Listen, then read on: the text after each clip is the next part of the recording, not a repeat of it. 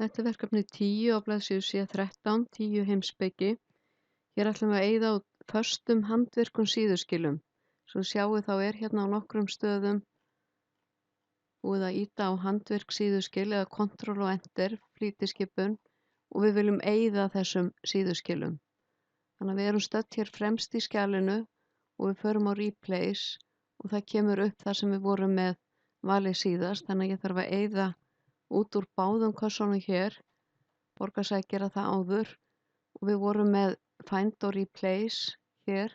Nú þurfum við að smella á More til að fá upp format og spesialhnappana.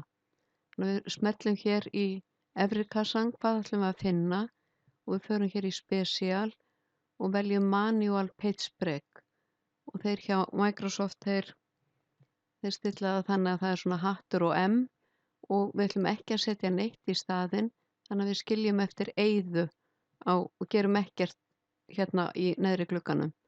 Þannig að við smellum á Replace All og það er á 3 stöðum í skjalinu. Ok. Og ég þarf að eyða þessu út áður en ég vel að eyða út dálkmerkjunum og ég er búin að því, það var ekkert hér. Það ætla ég að finna. Tab karakter, þetta er táknið fyrir dálkmerkin og þið sjáu hér það hefur ýtt á dálklykilinn hérna fremst í línum, þannig ég ætla ekki að setja neitt í staðinn og segi Replace All.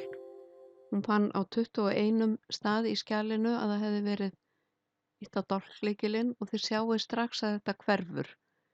Ég ætla að loka þessu og vista skjalið og sýna ykkur svo í öðrum myndskeiðum hvernig þið breytið 2 entermerkjum í ekkert og letrinu.